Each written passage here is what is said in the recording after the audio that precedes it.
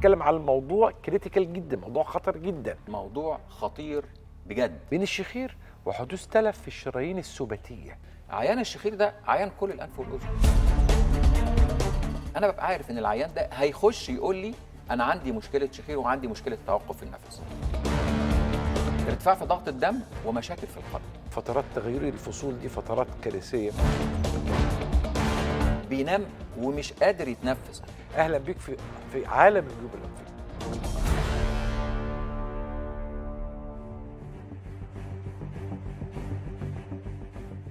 الدكتور هشام إبراهيم، دكتوراه واستشاري الأنف والأذن والحنجرة، دكتوراه واستشاري العلاج بالليزر جامعة القاهرة، زمالة الجمعية العالمية للشخير وأمراض النوم، زمالة الجمعية الأوروبية للشخير وأمراض النوم، أستاذ زائر بمستشفى رويال كير العالمي بالخرطوم.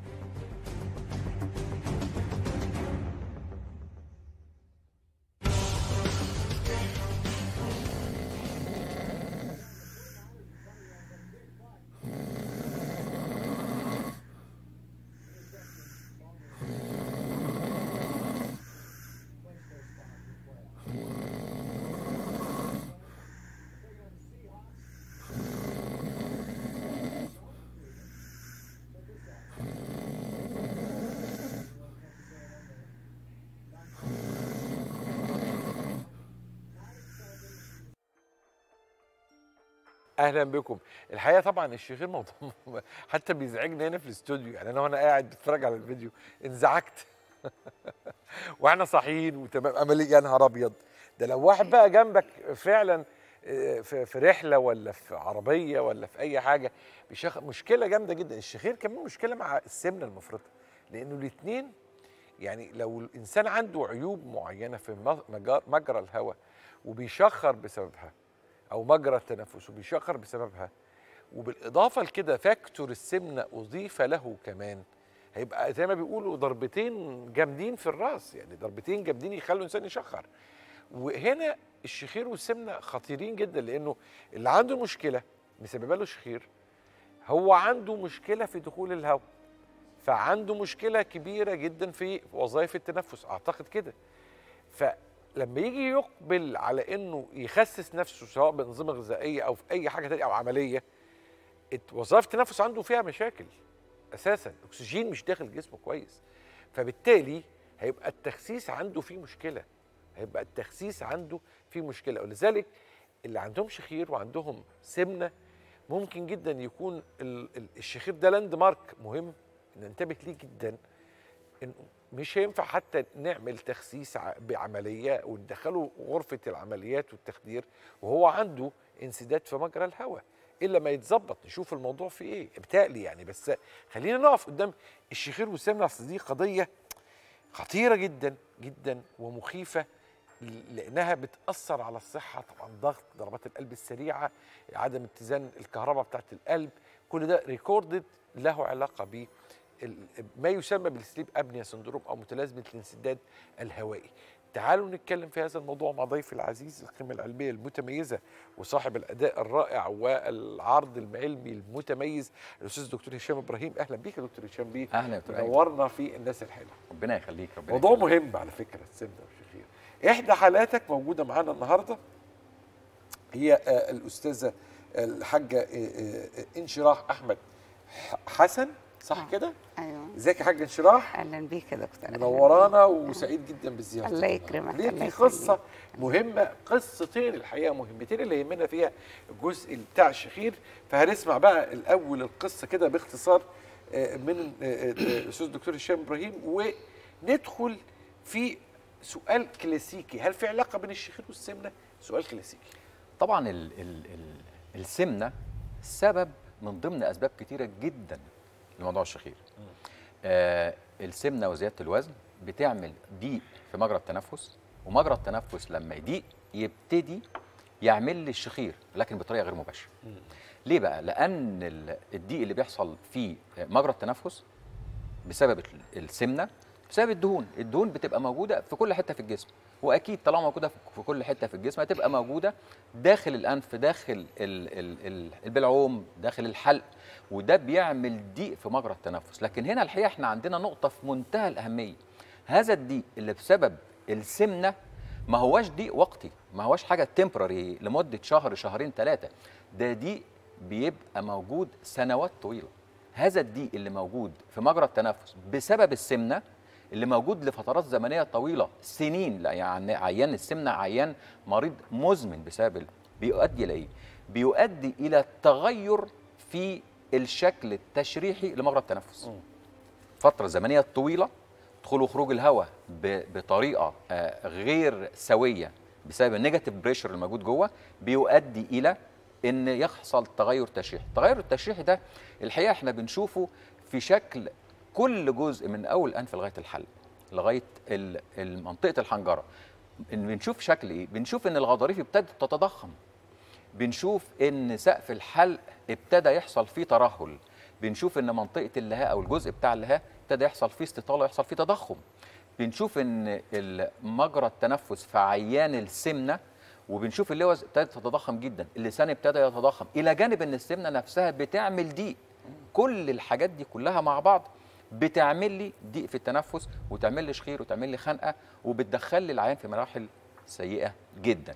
عشان كده احنا بنقول دايما ان عيان السمنه السمنه ما بتؤثرش تاثير مباشر على الشخير والخنقه، لكن تاثير غير مباشر. عايزين نقول ايه كمان؟ عايزين نقول حضرتك لو جيت مقارنه بالست الحامل بيحصل فيها نقول يعني ايه تضخم وبتزيد وزنها في اخر 3-4 اشهر حمل. ولكن السؤال المهم جدا، هل الحامل في ال3-4 اشهر حمل الاخرانيين هل بيحصل لها شخير؟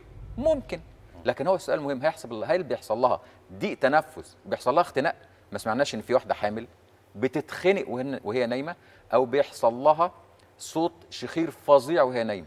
واكبر دليل على كده ان ساعه ما بتبتدي تقوم بالسلامه وتولد من تاني يوم، اذا كان في شويه شخير صغيرين بيروحوا في لحظه. ولكن السمنه، عيان السمنه لو خس هيفضل يشخر ويفضل يتخنق. ليه؟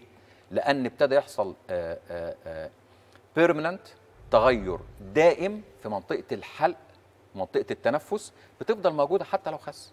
وهي دي الحقيقه نقطه مهمه جدا. في ناس مش تخان قوي عندهم شخير. بالظبط. في ناس وزنهم طبيعي وبيشخروا. بالظبط. بالظبط. يعني الناس بقى دول اللي هم وزنهم طبيعي ويشخروا، ده بيبقى عندهم مشكله في مجرى التنفس، بمعنى ان عنده اعوجاج في الحاجز الانفي، عنده تضخم في الغضاريف، عنده لحميات، عنده التهابات في الجيوب الانفيه، عنده حساسيه. ما كل الكلام ده بيعمل ضيق في مجرى التنفس في الانف. عنده لوز متضخمه كالعاده، عنده لسان متضخم، عنده مشكله في الفك. كل اللي انا قلته دون، وعيان بتلاقي حضرتك سمارت ورفيع مش تخين. فاذا السمنه في حد ذاتها ما هياش سبب اساسي للشخير، ولكن سبب غير مباشر بسبب ما تؤديه الى التغير اللي بيبقى موجود داخل الحلق. كوفاكتور، عامل مساعد. بالظبط كده، عامل مساعد، يعني بالزبط. عامل اضافي مساعد بيؤدي الى يعني ده وممكن تكون هي السبب الوحيد. يعني يكون واحد ما عندوش اي حاجه غير ان هو وزنه زياده مثلا، ممكن وزنه زياده ويؤدي الى شخير. لازم لا ابدا ما يوصلش مرحله ابدا لازم يبقى معاه الكوفاكتور زي ما حضرتك قلت كده تاني. مشكله في الحلق، مشكله في الانف، مشكله الاثنين يجتمعوا بعض يؤدوا الى الشخير. طيب ست انشراح، انا عايزك تحكي لنا بقى قصتك المرضيه. هي فيها كذا جانب، بس احنا عايزين نركز على الاول على جانب ايه حكايه الشخير بقى معاكي؟ هو انا ما بعرفش انام، كنت ما بعرفش انام. وكل على ما اروح للدكاتره يقولوا لي انت لازم لك عمليتين. فقلت لهم ماشي، يعني يعملوا لي العمليتين. يقولوا لي لا روحي خسي. او دكتور تاني يروح مديني بخاخات واستمر بالعلاج 1-2 واتابع معاه، وفي الاخر في النهايه اروح له يقول لي لا روحي المستشفى. طب اسيبه واروح المستشفى يقول لي انت لازم لك عمليتين. انا ما بقتش اعرف انام خالص، وبقيت اكره الليل يجي عليا. ما اعرفش انام، اقوم مفزوعه من النوم، اقوم بشرقه. بقى يجي لي يعني ارتجاع السائل الحمضي يجي لي واقوم من النوم مخنوقه. دي حاجه ثانيه كمان. وشرقه فبقيت خلاص انام وانا قاعده. وزنك كان زايد؟ وزني كان زايد. كان كام؟ كان 110. 110 كيلو. وانت كان دلوقتي 110 الحمد لله 86. 86. هنتكلم عن حكايه الوزن دي شويه كده، بس الاول نتكلم على الشخير قصته. تمام. جيت مفيش خنقه طول الليل، خنقه ما اعرفش انام، ما اعرفش انام على مخده، نايمه قاعده، مفيش راحه في النوم خالص. بقيت حسيت ان انا نفس عمال يتكتم وخلاص هيجي لي اختناق بالليل يعني. تمام. فقاعده كده قدام التلفزيون لقيت الدكتور الله يكرمه والدكتور هشام يعني عباره عن بيحكي قصتي كلها وكل الاعراض اللي عندي، وجايب حالات عاملها زيي بالظبط. فعند ما شفت الدكتور هشام اكن انا كنت في بحر غرقانه عملتي العمليه؟ رحتي انت قررت ان انت تعملي العمليه؟ قررت على طول ان انا اروح اعمل العمليه. دي العمليه الاولانيه في حياتك مش كده؟ ولا قبل كده كان في عمليات؟ لا يعني هي كانت عمليات ثانيه. حاجات لكن دي العمليه المهمه في القصه دي اهم شيء عندي. عملتيها امتى؟ انا عملتها 9/7. 9/7/2017. 2017. كويس، حلو قوي. عمليه تعامل مع الشخير في حد ذاته. ايه اللي حصل بعد كده بقى في التنفس؟ الحمد لله بعد ما عملت العمليه الحمد لله انا كان عندي ضغط. وكان ضغط من العالي يعني.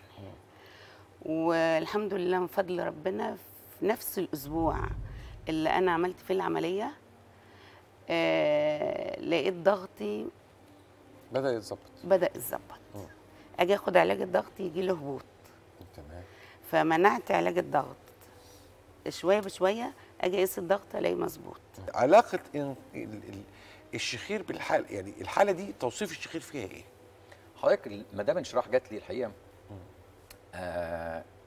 جايه من ضمن حالات الشخير، حضرتك من الحالات اللي بتبقى جايه منهاره. ليه؟ الحالات الشخير بتبقى بقى لها فتره طويله جدا ولفت كتير وبتبقى محتاجه اي حد ينقذها. الشخير عندنا حضرتك عمليه الشخير عمليه انقاذ للحياه، مش عمليه تجميليه ولا عمليه بنريح العيان شويه، بتنقذه من حاله الى حاله. كانت جايه عندها ضغط، دي حتى لدرجه ان هي كانت قايله لي انا مسافره بعد اسبوع، ولما ارجع بالسلامه اول 10 ايام كانت حاجزه. كنت حاجزه ايه يا مدام انشراح؟ كنت حاجزه مصيف قبل منها وعند ما رحت للدكتور هشام قلت له خلي العمليه بعد المصيف. قال لي فاضل على المصيف قد ايه؟ قلت له 10 ايام. بعد ما اجي من المصيف قال لي ان شاء الله هتروح المصيف. قلت له يا دكتور خايفه اتعب وكده. قال لي لا اوعدك ان انت هتروح المصيف، ده احنا محتاجين نزول البحر عشان الميه المالحه، عشان الميه المالحه الميه المالحه. ضيفي العزيز القيمه العلميه الكبيره الاستاذ دكتور هشام ابراهيم، نورتني وشرفتني.